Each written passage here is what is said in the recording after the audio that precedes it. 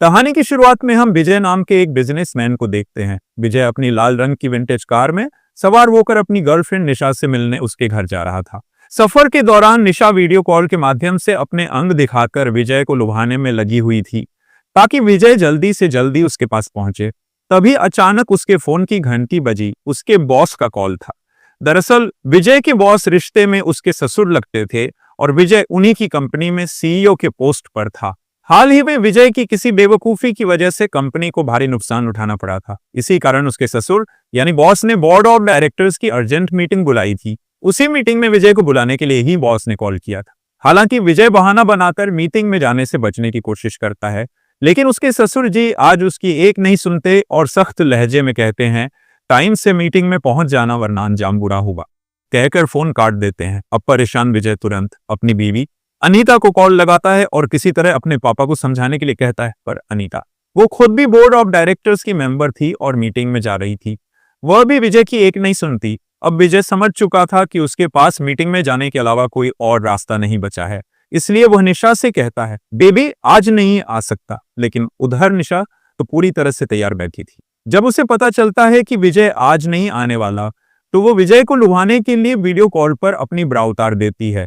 इस अद्भुत नजारे को देखकर विजय की आंखें चौधिया जाती हैं। विजय मन ही मन फैसला कर लेता है कि चाहे जो हो जाए आज तो जाना ही पड़ेगा। बस इसी चक्कर में उसका ध्यान सड़क से भटक जाता है और सामने से आ रहे एक साइकिल वाले को बचाने के चक्कर में विजय की गाड़ी एक पेड़ से जा टकराती है। हादसे में उसकी विंटेज कार का तो कचूमर निकल जाता है, पर विजय किसी तरह बच जाता है। अब विजय की गाड़ी ना तो स्टार्ट हो रही थी और ना ही उसके फोन में सिग्नल मिल पा रहा था।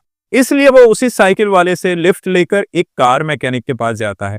अभी कार को ठीक होने में अच्छा खासा समय लगने वाला था, इसीलिए विजय पास के कैफे में कॉफी पीने चला जाता है। कॉफी पीते पीते विजय को एक जानी पहचानी आवाज सुनाई देती है। वह आवाज का पीछा करते हुए जब वह कम्युनिटी हॉल के अंदर जाता है, तब वहां उसकी मुलाकात शांति से होती है, जो एक डांस टीचर थी। शांति की नजर जैसे ही विजय पर पड़ती है, उसके चेहरे की मुस्कान गायब हो जाती है। विजय उससे बात करने की कोशिश करता है, पर शांति उसे नजरअंदाज करके अपने घर जाने के लिए निकल पड़ती है। विजय भी उसका पीछा करने लगता है। विजय उससे बात करने की कोशिश करता है, मानो वो शांति को बहुत पहले से ही जानता हो। इसी दौरान विजय के हाथों से कॉफी शांति पर गिर जाती है। विजय तुरंत माफी मांगने की कोशिश करता है, पर शांति उसकी आंखों में झलकते हवस को भांप चुकी थी कि विजय ने यह सब जानबूझकर किया है। शांति गुस्से में कहती है, तुम्हें यहां से चले जाना चाहिए। तभी उधर से गुजर रहे एक पुलिस वाले की नजर उन दोनों पर पड़ती है। वो पुलिस इंस्पेक्टर इंद्रजीत सिंह सबसे पहले शांति से यह जानने की कोशिश करता है कि कहीं विजय उसे परेशान तो नहीं कर रहा, जिस पर शांति कहती है, अरे नहीं, विजय तो बस मुझसे बातें करने की कोशिश कर रहा था, और हाँ, मैं इसे जानती भी। इतना सुनते ही इंस्पेक्टर वहां से चला जाता है।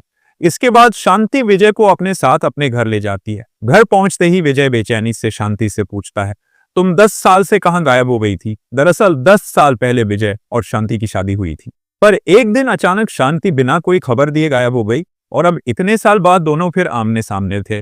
शांति बिना कुछ कहे सीधे बाथरूम में चली जाती है और इधर विजय कॉफी बनाने लगता है, पर असल में उसके अंदर की हवस उबाल मार रही थी।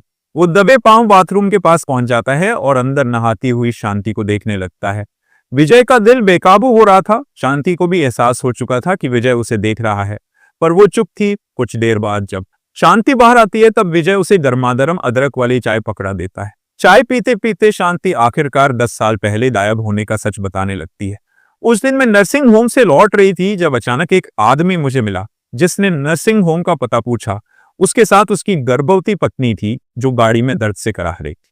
मैं उनकी मदद करने के लिए गाड़ी में बैठ गई और फिर मुझे कुछ याद नहीं। जब मुझे होश आया तो मैं किसी दूसरे शहर में थी।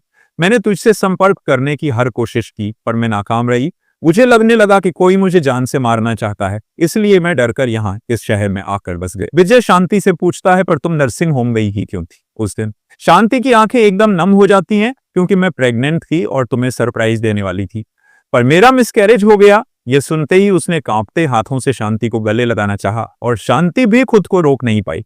कुछ ही पलों में दोनों एक दूसरे के होंठों में उलझ चुके थे, पर तभी शांति खुद को झटका देकर पीछे कर लेती है। फिर वह उससे उसकी नई जिंदगी के बारे में पूछती है। विजय बताता है कि मैंने अनीता से शादी कर ली है, मेरे 2 बेटे भी हैं जो कि 5वीं और 8वीं में पढ़ते हैं। साथ ही मैं अपने ससुर जी की कंपनी का सीईओ भी बन चुका हूं। विजय शांति से कहता है, तुम मेरे साथ चलो अनीता से मिलने। पर शांति मना कर देती है। शांति धीरे से कहती है, क्योंकि मुझे लगता है कि 10 साल पहले मुझे किडनैप करवाने के पीछे अनीता का ही हाथ था। दरअसल विजय, शांति और अनीता तीनों क्लासमेट्स थे और हमेशा साथ में घूमते फिरते थे। अनीता शुरू से ही विजय को पसंद करती थी, लेकिन विजय शांति से प्यार करता था और आगे चलकर दोनों ने शादी भी कर ली। फिर एक दिन विजय ने अपने घर पर एक हाउस पार्टी रखी जिसमें अनीता भी आई हुई थी। उसी रात शांति ने प्रेगनेंसी टेस्ट किया और पता चला कि वह मां बनने वाली है। विजय ने हैरानी से पूछा, लेकिन इसमें अनीता कहां से बीच में आ गई और वो तुम्हें किडनैप करवा कर मारना क्यों चाहेगी? शांति ने जवाब दिया, जिस रात मैंने प्रेगनेंसी टेस्ट किया था, मैं भूल से टेस्ट किट बाथरूम में ही छोड़ आई थी। बाद में जब मैं उसे लेने गई तो वहां अनीता को देखा, यानी उसे मेरी प्रेगनेंसी के बारे में पता चल गया था।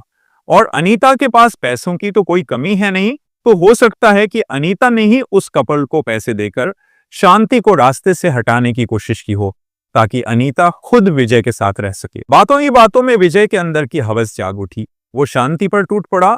दोनों के बीच एक लंबा सिलसिला चला, आधे घंटे तक। काम खत्म होने के बाद विजय ने गहरी सांस ली और शांति उसकी बाहों में सिर रखकर बोली, पिछली बार हमने किया था तो मैं सीधे प्रेग्नेंट हो गई थी, और अगर इस बार भी हो गई तो? विजय मुस्कुराकर बोला, टेंशन मत लो, और फिर भी डाउट हो तो रेड ब्लू टेस्ट कर लेना। रेड ब्लू टेस्ट का नाम सुनते ही शांति के दिमाग में एक बिजली सी कौंध जाती है। वो विजय से पूछती है कि आखिर उसे रेड ब्लू टेस्ट के बारे में कैसे पता। वो टेस्ट किट तो इंडिया में मिलती भी नहीं, मेरी फ्रेंड कनाडा से मेरे लिए लेकर आई थी। इतना सुनते ही विजय के तोते उड़ जाते हैं। वो पलक झपकते ही एक पिलो से शांति का मुंह दबाने लगा और तब तक दबाता रहा जब तक उसकी सांसें नहीं थम गई। दरअसल विजय ही था जिसने 10 साल पहले उन लोगों को शांति को ठिकाने लगाने के पैसे दिए थे। उसे पता था कि अनीता उससे प्यार करती थी और अगर उसने अनीता से शादी कर ली तो उसके अमीर पिता की सारी जायदाद भी उसकी हो जाएगी। शांति के गायब होने के बाद विजय ने निश्चिंत होकर अनीता से शादी कर ली, लेकिन 10 साल बाद जब शांति जिंदा मिली तो उसकी जान पर बनाई। इसलिए उसने शांति को मार डाला ताकि उसका राज राज ही बना रहे। लेकिन तभी दरवाजे पर दस्तक हुई। पुलिस इंस्पेक्टर इंद्रजीत आया था, लेकिन जब काफी देर तक किसी ने दरवाजा नहीं खोला तो वो लौटने ही वाला था कि कोने में छुपे विजय से एक प्लेट टकराकर नीचे गिर पड़ी। आवाज सुनकर इंस्पेक्टर सतर्क हो गया। उसने झट से बाहर रखी डुप्लीकेट चाबी से दरवाजा खोल दिया। विजय जान बचाने के लिए खिड़की से कूदकर भागा। भागता हुआ वो उसी जगह पहुंचा जहां उसकी गाड़ी का एक्सीडेंट हुआ था। वहां कुछ लोग उसकी गाड़ी से एक लाश निकाल रहे थे और वो लाश खुद विजय की थी। विजय जब खुद की लाश देखता है तब उसकी आंखों के सामने घोर अंधेरा छा जाता है। उसे समझ नहीं आ रहा होता है कि आखिर ये सब वो क्या रहा है। तभी पीछे से शांति की हंसी गूंज उठी। वो मुस्कुराते हुए बोली, मैं कहा था ना, निकल जाओ वरना लेट हो जाओगे। अपने बगल में शांति को देखकर विजय की चीख निकल पड़ती है और कहानी यहीं समाप्त हो जाती है। तो क्या ये आत्माओं का मिलन था? आपको क्या लगता है? हमें कमेंट में जरूर बताइए। धन्यवाद।